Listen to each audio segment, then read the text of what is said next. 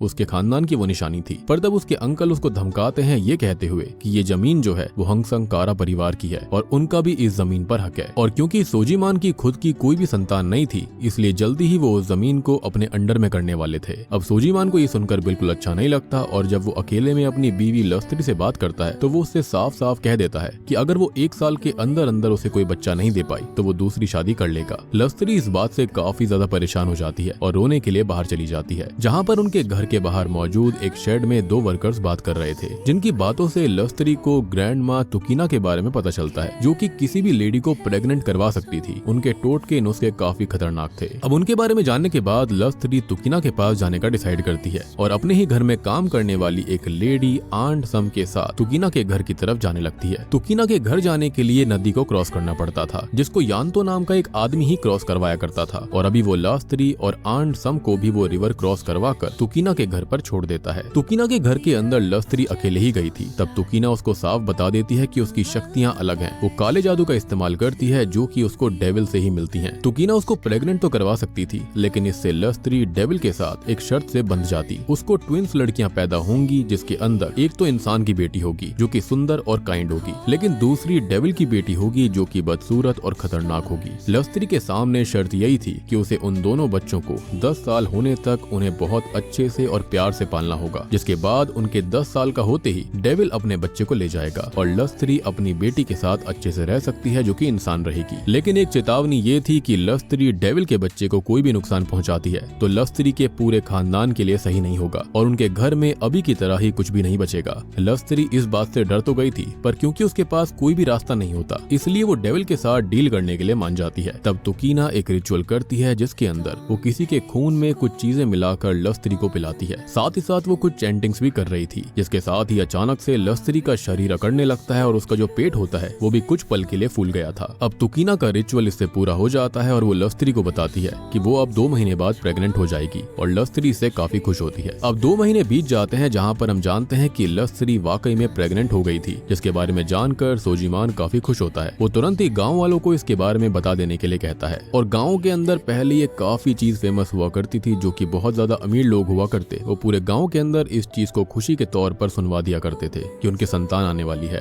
खैर अब वो लस्त्री के साथ अपने बच्चों का नाम सोचने लगता है और उसने एक बच्ची का नाम सुमाला और दूसरी बच्ची का नाम कुमाला सोचा था, क्योंकि जैसा कि यहाँ पर बताया गया था कि उसे ट्विंस होने वाले थे। जिसके बाद हम सीधे लस्त्री की बेदिंग सेरेमनी को देख पाते हैं और अब वो दिन आ जाता है जब लस्त्री की डिलीवरी होनी थी। तब उसे अपने रूम के सोफे के ऊपर डेविल भी बैठा हुआ दिखाई देता है। अब पहली बच्ची के पैदा होने पर वो बच्ची एकदम शांत थी, जिसको देखकर सबको लग रहा था कि वो खत्म हो चुकी है, लेकिन इस बारे में वो अभी लस्त्री को ना बताकर उसे और पुश करने के लिए कहती है। जिसके बाद एक और बच्ची पैदा होती है जो कि दिखने में काफी डरावनी थी और डिफॉर्म भी लग रही थी। उसके रोने की आवाज सुनकर सोजेमान अंदर आता है और सबसे पहले तो वो अपनी मृत बच्ची को देखता है, जिसको देखकर वो काफी परेशान हो गया था। पर अब जब वो अपनी जिंदा बच्चे के पास जाता है तो उसको देखकर वो और ज्यादा गुस्से में आ गया था, क्योंकि वो दूसरी बच्ची डिफॉर्म पैदा हुई थी, यानी कि बच्ची थी। ये देखकर वो तुरंत ही बाहर से एक बड़ा सा डैगर लेकर आता है और उस डिफॉर्म्ड बच्ची को जान से मारने लगता है। लस्त्री उसको रोकने की भी कोशिश करती है, क्योंकि वो जानती थी कि उसने डेविल के साथ डील करी थी, लेकिन सोजेमान को डेविल की डील के बारे में कुछ पता ही नहीं था और वो उसे जान से मार डालता है। लेकिन तभी अचानक से वो दूसरी बच्ची जो कि अब तक शांत थी, वो अचानक से रोना चालू कर देती है। अब सोजेमान इस चीज से काफी खुश हो गया था और वो सुकीर से इस बारे में गांव वालों को बताने के लिए कहता है, जिसके साथ ही अब कहानी 3 साल आगे यानी कि 1950 में आती है, जहाँ पर हम देखते हैं कि वो जो बच्ची जिंदा बच गई थी उसका नाम असल में कुमाला रखा गया था, लेकिन वो लेफ्ट साइड से डिसेबल्ड होती है। इवन 3 साल की होने के बावजूद भी वो सही से नहीं बोलती थी। सोजेमान और लस्त्री इस बात से परेशान रहा करते। उस वक्त हम सोजेमान के कुछ रिश्तेदारों को उसके घर पर बैठा देखते हैं। उन लोगों की बातों से हमको पता चलता है कि सोजेमान भी बचपन में डिफॉर्म पैदा हुआ था, जिस वजह से वो भी सही से नहीं चल पाता था। तब मिसेस दार्मी नाम की एक लेडी ने उसकी मसाज करी थी और वो सही हो गया, लेकिन कुमाला को वो लोग पहले ही उनके पास ले जा चुके थे, लेकिन उनकी मसाज का भी उसके ऊपर कोई फर्क नहीं पड़ा। लस्त्री ये सब बातें सुन रही होती है और अब कुछ दिनों बाद जब कुमाला साइकिल से खेल रही होती है तो लस्त्री उसे खेलने से मना करती है, तो कुमाला उसके ऊपर चिल्लाने लगती है, जो कि सोजीमान भी देख रहा था। कुमाला अब अपने रूम में जाकर अपने सर को बिस्तर पर पटकने लगती है, जिसको देखकर सोजेमान को लगता है कि कुमाला पागल है, इसलिए अब वो उसको घसीटते हुए उसी शेड टाइप जगह में लेकर जाता है और वहीं पर बांधकर छोड़ देता है। फिर अब कहानी यहाँ से 1955 में आती है, जहाँ पर कुमाला के साथ उसके डिसेबल्ड होने की वजह से वो सही से उससे बर्ताव नहीं करता था। इनफैक्ट कोई भी उससे सही से बर्ताव नहीं किया करता। उसको शेड बैग में ही बांध कर रखा जाता था। और अगर आपको डेविल के साथ करी गई डील याद होगी तो दोनों ही बच्चियों को काफी लाड से दुलार से पालना था, लेकिन यहाँ पर तो सोजेमान ने डेविल की बच्ची को स्टार्टिंग में ही मार दिया और कुमाला के साथ भी अच्छा बर्ताव नहीं किया जाता था। एंड आई बिलीव कि कुमाला का एक साइड डिसेबल्ड होना डेविल का ही कोई कर्स होगा। लेकिन अब एक दिन कुमाला जैसे तैसे वहाँ से निकलकर मार्केट चली जाती है, जहाँ पर कुछ बच्चे एक बॉल के साथ खेल रहे थे, जो कि जैसे ही कुमाला को देखते हैं तो वो उसकी डिसेबिलिटी का मजाक बनाने लगते हैं और उसको काफी ज्यादा मारते भी हैं। अब सोजीमान और लस्त्री ये सब दूर से देख रहे थे, लेकिन वो उसकी हेल्प नहीं करते, जो कि मेरे ख्याल से काफी गलत था। और कुमाला बस खड़े खड़े रोती रहती है। तो गुस्से में सोजीमान उसको पकड़कर वापस शेड में लाता है और सुकीर से अपने हंटर को मंगवाता है। असल में सोजीमान ने कुमाला को बाहर जाने के लिए काफी बार मना किया था, लेकिन कुमाला आज भी मार्केट में चली गई। अब आंटी सम, जो कि सच में कुमाला से काफी प्यार करती थी, वो सोजीमान से बहुत मिन्नत करती है कि वो उसको ना मारे। लस्त्री भी सोजीमान को रोकने की कोशिश कर रही थी, लेकिन वो किसी की नहीं सुनता और वो कुमाला को हंटर से बहुत बुरी तरह से मारता है। फिर बाद में जब आंट सम उसके दवाई लगा रही होती है तो कुमाला बस रोए जा रही थी। उस बेचारी को तो समझ में नहीं आ रहा होता कि उसने गलत किया क्या। तब उसको शांत करवाने के लिए सम उसको पियानो बजाने के लिए कहती है और उसको एक डॉल भी देती है, जो कि उन्होंने कुमाला के लिए खुद बनाई थी। यानी कि आज कुमाला का 8वां बर्थडे होता है। कुमाला भी उस डॉल को देखकर काफी ज्यादा खुश हुई थी। अब आगे रात में जब वो डॉल को लेकर सो रही होती है, तब कुमाला को उसके रूम की अलमीरा से किसी की आवाज आती है, जो कि कोई और नहीं बल्कि उसकी दूसरी बहन सुमाला की स्पिरिट थी। वो कुमाला को बताती है कि वो उसकी ट्विन सिस्टर है, जिसके पैदा होते ही उसके पेरेंट्स ने उसको जान से मार दिया, जबकि ये चीज सोजेमान ने करी थी। और इसका रीजन वो बताती है कि वो सुंदर नहीं थी, जिसके चलते ऐसा करा गया। अब कुमाला शुरुआत में तो सुमाला की स्पिरिट से डर रही होती है, लेकिन तब सुमाला उससे सही से बात करती है और उससे वादा करती है कि वो उसको नुकसान नहीं पहुंचाएगी, उल्टा उसे बचाएगी, क्योंकि वो उसकी बहन है। और इतना कहकर उसने कुमाला को गले लगा लिया था। कुमाला को भी इससे काफी अच्छा लगता है। लेकिन तभी हम सुमाला की स्पिरिट को क्रीपी स्माइल करते हुए देखते हैं। इवन रूम के मिरर के अंदर उसकी रिफ्लेक्शन भी नहीं दिख रही थी। ऑब्वियस सी बात है, कैसे दिखती। खैर अगले दिन जब रात में सोजीमान अपना काम कर रहा होता है, तब कुमाला आराम से पियानो बजा रही थी, लेकिन सोजीमान उसके पियानो बजाने से भी बेफालतू में बहुत ही ज्यादा इरिटेट हो जाता है और इतना ज्यादा इरिटेट हो चुका था कि वो उसको जाकर चांटा मार देता है, जो कि लस्त्री ने भी देखा था। पर उसके बाद भी वो अपने पति को कुछ नहीं कहती। इवन उसने खुद कुमाला को शांत नहीं करवाया था, बल्कि आंट सम से उसको शांत करवाने के लिए कह दिया। यानी कि वो माँ होने का भी फर्ज नहीं निभा पा रही थी। अब इतने बड़े खानदान के अंदर उसकी शादी हुई थी, जिसके चलते वो अपने पति से बहुत डरती थी,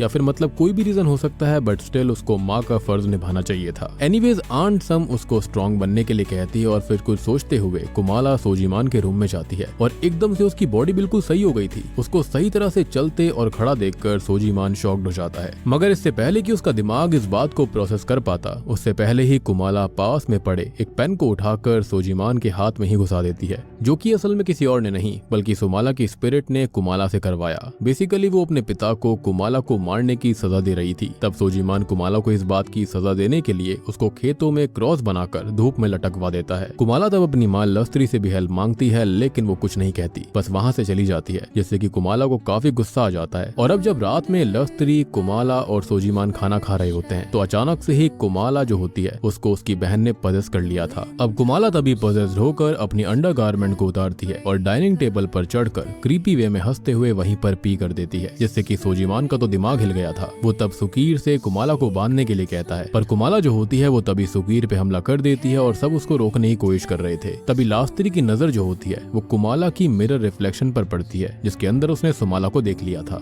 जिसको देखकर तो उसके होश उड़ जाते हैं। बाद में वो भागती हुई बाहर चली जाती है और जब लास्त्री और सम बाहर जाती हैं, तो देखते हैं कि कुमाला बाहर मुर्गियों को मार कर कच्चा चबा रही थी। खैर अब अगले दिन जब कुमाला थोड़ा सा होश में आती है, तो आंट सम उससे प्यार से बात करते हुए पूछने की कोशिश करती है कि वो ऐसी अजीब हरकतें क्यों कर रही है, जिस पर कुमाला उनको सारा सच बताती है कि वो ये नहीं कर रही, ये सब असल में सुमाला की स्पिरिट कर रही है, जो कि उनके साथ मौजूद है। और लास्त्री जो होती है उसने बाहर से ये सारी बातें सुन ली थी और उसको समझ आ चुका था कि उसने डील को तोड़कर बहुत बड़ी गलती करी है। वो बस अब अपनी बर्बादी से बचना चाहती थी, इसलिए वो जल्दी में तुकीना से मिलने के लिए जाने लगती है। अब जो आंट सम होती है उसने भी उसको जाते हुए देख लिया था, इसलिए वो अपने बेटे शाब्दो से कुछ देर के लिए कुमाला का ध्यान रखने के लिए कहती है और लस्त्री के पास जाने लगती है। शाब्दो असल में सम का ही बेटा था, जो कि अभी 1976 के अंदर गांव वालों को इस कहानी के बारे में बता रहा था। खैर वो यहाँ पर कैसे पहुंचा, क्या हुआ था, इसके बारे में भी हमको आगे जरूर पता चलेगा। Anyways coming back to the story now, तो यहाँ पर जो लस्त्री होती है वो सीधा यान्तो के पास चली जाती है। यान्तो उनको ये बताता है कि तुकीना तो पिछले महीने ही मारी जा चुकी है, जिसको सुनकर लस्त्री और ज्यादा परेशान हो गई थी, क्योंकि तुकीना के अलावा कोई भी नहीं था जो कि उसकी हेल्प कर सकता था। इसलिए अब वो परेशान होते हुए सम को भी बता देती देती है कि उसने प्रेग्नेंट होने के लिए डेविल के साथ डील करी थी, यानी कि आज तक उसने इस बारे में किसी को बताया ही नहीं था। अब सम भी ये जानकर काफी डर जाती है, जिसके साथ कहानी अब 1 साल और आगे बढ़ती है, यानी कि 1956 में, जहाँ पर अब कुमाला के साथ और भी बुरा सलूक होने लग गया था। अभी भी सुकीर उसको पकड़कर शेड में लेकर जाता है और उसको चेन से बांधकर शांत रहने के लिए कहता है। इनफैक्ट उसने बाहर से भी ताला मार दिया था।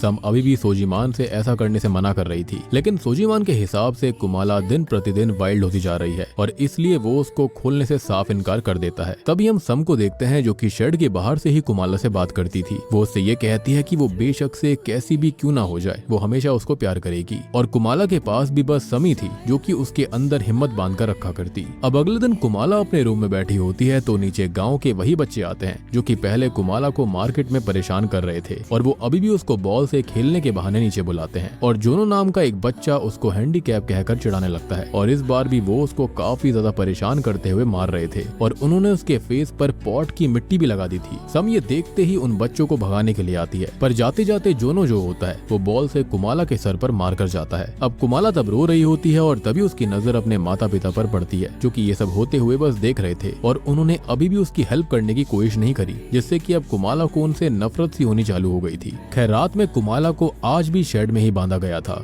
अब डिनर करते हुए लस्त्री को लगता है कि जैसे शेड में कोई गड़बड़ है, लेकिन सोजीमान इस बात को उसका वहम बताकर उसे वहाँ पर नहीं जाने देता। पर वहाँ पर हम कुमाला को देखते हैं जिसने खुद को आजाद कर लिया था और वो एकदम नॉर्मली चल रही होती है, मतलब कि उसकी बहन ने उसे पजेस कर लिया था। अब वो पास में रखे एक संदूक से एक डैगर निकालती है और बाहर चली जाती है। तब हम सुप्री को देखते हैं जो कि उन बच्चों में से ही एक था जिन्होंने कुमाला को मारा था। वो सोजीमान के घर के पास वाले कुएं से पानी लेने आया था। तभी उसको झाड़ियों में से किसी की आवाज आने लगती है और झाड़ियों में से उसके सामने कुमाला आती है जिसके पीछे सुमाला भी खड़ी हुई थी, यानी कि उसकी स्पिरिट। उसको इस तरह से देखकर सुप्री काफी डर गया था, लेकिन वो वहाँ से भाग पाता उससे पहले ही कुमाला उसको पकड़कर उसकी पीठ को खंजर से बुरी तरह चीर देती है और बाद में उसके सर पर उस डैगर से वार करती है। अब आगे हम सुक्रो और कार्यो को भी देख पाते हैं जो कि उन्हीं बच्चों में से एक थे जो कि उसको तंग करा करते। उनके पास भी कुमाला जाकर पहले तो उनको बहुत हॉन्ट करती है और बाद में उन्हें भी बेरहमी के साथ मार डालती है। अब अगली सुबह सारे गांव वाले गांव में से गायब हुए बच्चों को ढूंढने की कोशिश कर रहे होते हैं, लेकिन किसी को ना तो कोई बच्चा मिलता है ना ही उनकी लाश, और इसलिए वो अगले दिन दूसरे गांव में जाकर देखने का डिसाइड करते हैं। और तब तक के लिए सभी बच्चों को सूरज ढलने के बाद घर से निकलने से मना कर दिया गया था। अब इस बारे में जोनो और उसके बाकी साथी भी बात कर रहे होते हैं। उन्हें लग रहा था कि शायद सुक्रो, कार्यो और सुप्री प्रैंक कर रहे हैं, इसलिए वो 3 दिन से बस बॉल लेकर गायब हैं। उस समय वो लोग एक घर में अकेले ही बैठे हुए थे। तभी घर के बाहर कुमाला एक बॉल लेकर आती है और उसे दरवाजे के पास छोड़ देती है उन्हें मॉक करने के लिए। अब जोनो और बाकी सब उसको फिर से परेशान करना चाहते थे, लेकिन जब वो बाहर जाकर उसको परेशान करने के बारे में सोचते हैं तब एक बच्चा उसके हाथ में उसी डैगर को नोटिस करता है, लेकिन कोई उस बारे में ज्यादा नहीं सोचता और वो लोग कुमाला की तरफ बढ़ने लगते हैं।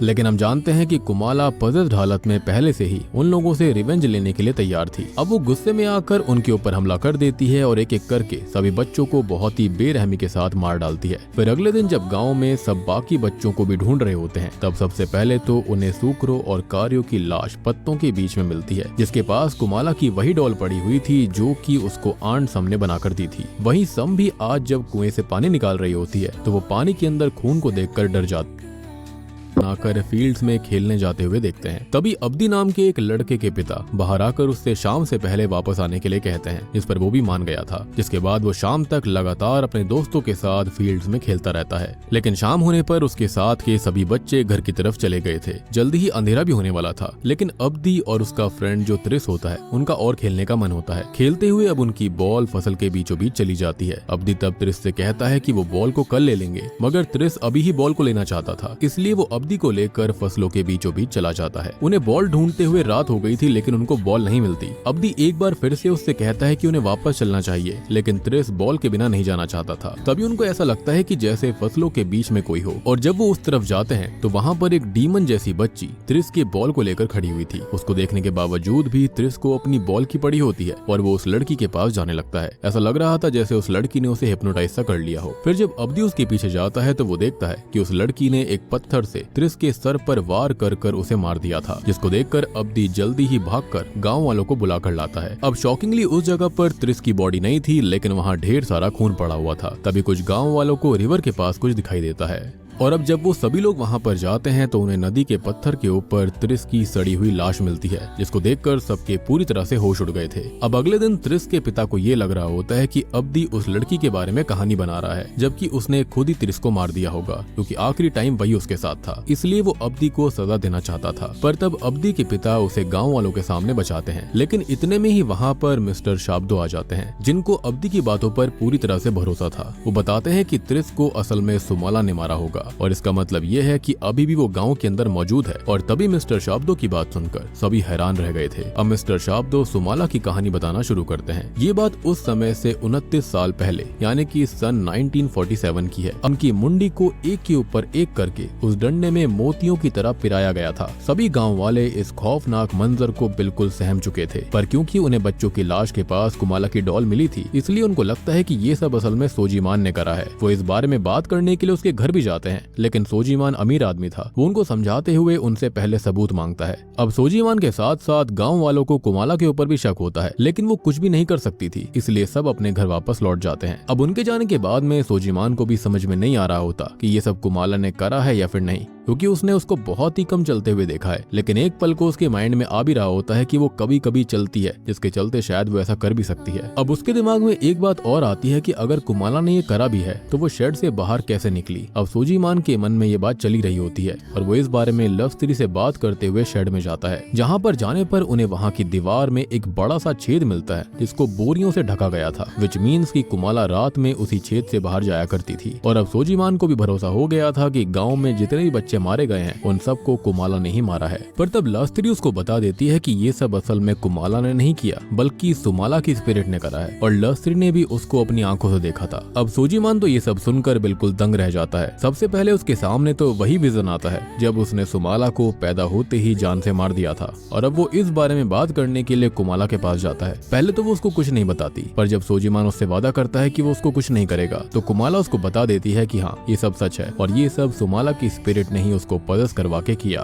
वो कहती है कि उसने उसे काफी रोकने की कोशिश करी थी, लेकिन वो नहीं मानी। अब कुमाला अपने पिता को बताती है कि सुमाला की स्पिरिट ने उससे वादा किया है कि वो उन इंसानों को जिंदा नहीं छोड़ने वाली जो कि उसको परेशान करते हैं। और सोजीमान ये बात सुनकर कुछ सोचते हुए जल्दी से नीचे जाता है। नीचे जाकर वो सुकीर से कुमाला को शेड के अंदर शक्ल करने के लिए कहता है, यानी कि उसको और ज्यादा टाइटली बांधने के लिए कहता है, और वो खुद मिस्टर कुसनो के पास जाने लगता है, जो कि असल में काइंड ऑफ शेमन थे, जो कि कुमाला को सुमाला से अलग करने में हेल्प कर सकते थे। अब सुकीर ने कुमाला को बांध दिया था और कुमाला अभी रो रही होती है और उसको समझ में नहीं आ रहा होता कि ये सब हो क्या रहा है। तब आंट सम उसके पास आकर उसे शांत करवाती है, उसको संभालती है। अब रात में कुमाला का 9वां बर्थडे भी था, और वो आंट सम से इस बार गिफ्ट में यही चाहती थी कि वो उसे छोड़कर चली जाए, क्योंकि कुमाला को सुमाला ने बता दिया था कि वो 12 बजते ही उसको पजेस कर लेगी और अपनी मौत का बदला लेगी। ऐसे में कुमाला नहीं चाहती थी कि वो पजेस होकर आंट सम को भी नुकसान पहुंचाए। अब सम जो होती है वो वैसे तो उसे छोड़कर नहीं जाना चाहती थी, पर वो कुमाला की जिद करने पर मान जाती है और तुरंत ही अपने बेटे शाब्दो को वहाँ से लेकर निकल जाती है। शाब्दो उनसे जानने की भी कोशिश कर रहा था कि वो सोजीमान के यहाँ पर काम को क्यों छोड़कर जा रहे हैं, लेकिन अभी सम शाब्दो को कुछ नहीं बताती। और अब थोड़ी देर के बाद में सुकीर कुमाला को खाना देने के लिए शेड में आता है, लेकिन कुमाला को वो खाना अच्छा नहीं लग रहा था। सुकीर तब उससे सही से बात भी नहीं करता, इसलिए कुमाला उसके सामने ही एक कॉकरोच को पकड़कर उसको खाने लगती है, जो कि उसको वाकई में अच्छा लग रहा होता है, जिससे कि थोड़ा घिन महसूस करते हुए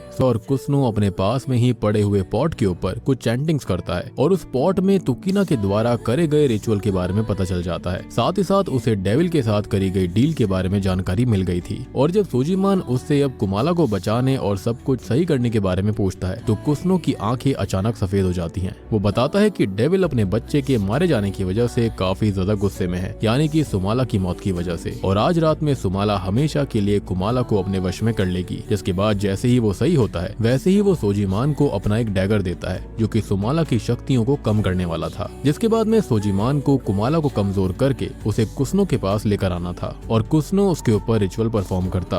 पर वो सोजीमान को चेतावनी भी देता है कि अगर चीजें हाथ से निकलने वाली हो तो उसको उसी डैगर को सुमाला यानी कि कुमाला के दिल में मारकर उसे खत्म करना पड़ेगा, क्योंकि वो लोग ऐसे ही डेविल के बच्चे को लिविंग लोगों की दुनिया में नहीं छोड़ सकते, उसे दोनों को ही खत्म करना होगा। सोजीमान इस पर मान जाता है और डैगर लेकर अपने घर की तरफ जाने लगता है। वहीं सुकीर जब रात में सो रहा था, तभी उसको कुमाला की आवाज आती है, जिसने खुद को फिर से आजाद कर लिया था। ऑब्वियस सी बात है, उसको पजेस कर लिया गया। वो सुकीर के घर के बाहर आकर रोने का नाटक करती है। जब सुकीर उसको पकड़ने की कोशिश करता है, तो कुमाला उसके ऊपर एक डैगर से हमला करने की कोशिश करती है, जिससे शुरुआत में तो सुकीर बच जाता है, लेकिन अब वो इतना ज्यादा डर गया था कि वो सोजीमान के घर में जाकर गेट को अंदर से बंद कर देता है। पर कुमाला अपने पास मौजूद डैगर से गेट पर काफी बार वार कर गेट को ही तोड़ देती है और अंदर आ जाती है। और बाद में जब सुकीर उससे बचने के लिए भागने की कोशिश करता है तो कुमाला उस डैगर को फेंक कर उसकी छाती के ही आर पार कर देती है, जिसके बाद उसने सुकीर के गले को बुरी तरह से काट दिया था। अब अगला नंबर लस्त्री का था। वो अभी अपने रूम में आराम से सो रही थी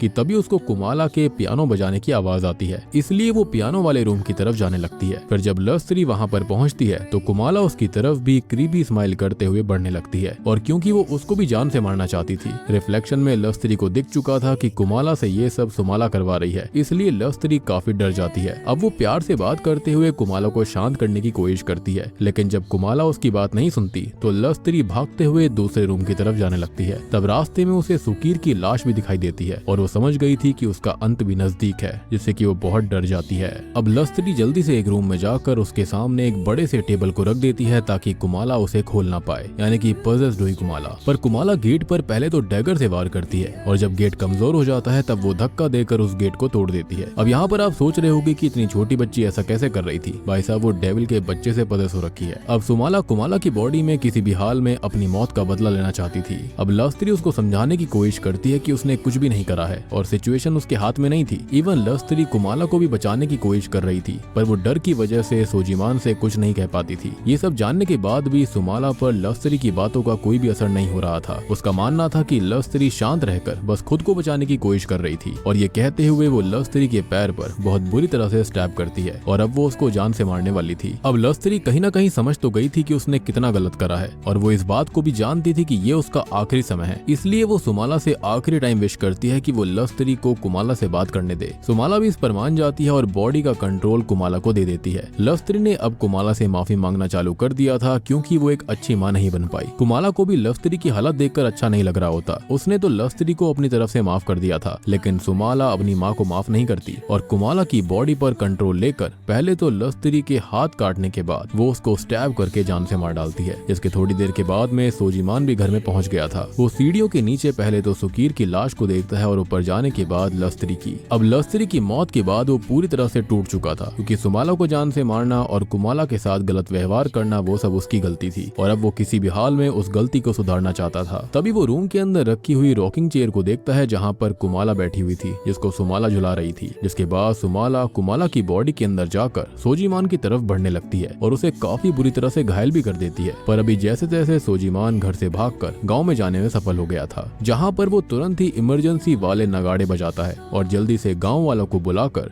सुकीर और लस्त्री के मरने के बारे में बोलता है। ये बात सुनकर सभी गांव वाले काफी परेशान थे। वो तुरंत ही सोजीमान के साथ उस घर में जाते हैं, जहाँ पर सभी को लस्त्री और सुकीर की लाश देखकर काफी गलत लगता है। अब उन्हें वहाँ पर कुमाला नहीं दिखाई देती। तब सोजीमान उनसे कुमाला को ढूंढने के लिए कहता है, क्योंकि वो कुमाला को कैसे भी करके कुसनों के पास ले जाना चाहता था। पर गांव वाले उसकी बात को सही से ही नहीं सुनते और उन्हें लगता है कि कुमाला ने ही गांव में मौजूद बच्चों को, सुकीर और लस्त्री को मारा है। वो तुरंत ही अब कुमाला को ढूंढने के लिए निकल गए थे। बेसिकली उनके सर पर खून सवार था। वो कहीं ना कहीं सही तो थे, पर सोजीमान जानता था कि वो सब कुमाला ने नहीं किया, बल्कि सुमाला ने करा है, और इसलिए वो गाँव वालों को रोकने की कोशिश करता है, पर कोई भी उसकी बात को नहीं मानता। तब सोजीमान जल्दी से एक बोरा, कुसनों का दिया हुआ डैगर और एक रस्सी लेकर खुद ही कुमाला को ढूंढने के लिए निकल जाता है। और उसे शेड में जाने पर कुमाला एक पल को दिखाई देती है, लेकिन अगले ही पल वो वहाँ से भागकर फील्ड्स की तरफ चली गई थी। इसलिए ही सोजीमान उसके पीछे जाता है, जहाँ पर कोई भी नहीं होता। अब वहाँ पर मौका पाकर सुमाला ने अपनी बहन कुमाला की बॉडी में सोजीमान के ऊपर हमला करना चालू कर दिया, पर तब सोजीमान भी पास में पड़े पत्थर से उसके सर पर वार करके उसे बेहोश कर देता है, और वो उसको डैगर से जान से मारने वाला था, क्योंकि चीजें सच में हाथ से निकल गई थी। पर अब सारी सच्चाई जानने के बाद वो कुमाला को मारना नहीं चाहता था, और अब वो उसकी बॉडी को एक बोरी में भरकर पास में बैठकर रोने लगता है। सुमाला भी अब तक बोरी के अंदर जाग चुकी थी, जो कि सब चीजों के लिए सोजीमान को ही ब्लेम करती है और उसे और ज्यादा रोने पर मजबूर करती है, जिसके अगले ही पल वो बोरी से गायब हो जाती है और उसने फिर से सोजीमान पर हमला करना चालू कर दिया। लेकिन इस बार सोजीमान ने हिम्मत करके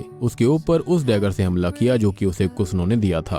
अब इससे होता यह है कि सुमाला की हालत खराब होने लगती है, लेकिन तभी हम देखते हैं कि सुमाला वापस से जिंदा हो जाती है और सोजीमान को बताती है कि जब से वो कुमाला की बॉडी में आई है तब से कुमाला की बॉडी में काफी चेंजेस आए हैं, जैसे कि उसके दांत हटकर उसके फैंग्स आ चुके हैं और उसके बाल भी गायब हो गए हैं। इवन उसका दिल भी उल्टी साइड से हटकर राइट में शिफ्ट हो चुका है, मतलब कि सोजीमान ने गलत जगह पर हमला किया था और उसे उसे सुमाला ने ट्रिक करा। अब सुमाला पहले तो डैगर से सोजीमान का पेट काट देती है, जिससे कि उसकी सारी अंतड़ियां बाहर आ गई थी, और बाद में वो 2 लकड़ी के पीसीस को उठाकर उन्हें सोजीमान की आंख में डाल देती है, जिससे कि मौके पर ही सोजीमान की मौत हो गई थी। फिर अगले दिन सभी गाँव वालों को सोजीमान की बॉडी फील्ड में वैसे ही क्रॉस पर लटकी हुई मिलती है जैसे कि सोजीमान कुमाला को सजा देने के लिए टांगा करता था। इवन कुमाला ने कुसनो को भी सजा देने के लिए उसको उसके ही डैगर से बुरी तरह से मार दिया, यानी कि डेविल चाइल्ड ने अपना बदला लिया। अब इसके साथ ही सीन वापस से प्रेजेंट टाइम में आता है, जहाँ पर शाब्दो अपनी कहानी को ये बताकर खत्म करता है कि तब से ही माना जाता है कि सुमाला यानी कि डेविल्स चाइल्ड उस गाँव के अंदर है, और इसलिए किसी भी बच्चे को रात के समय में बाहर नहीं निकलने देना चाहिए। इसलिए शुरुआत के अंदर अब्दी और उसके दोस्तों को कहा गया था कि वो जल्दी वहाँ से आ जाए,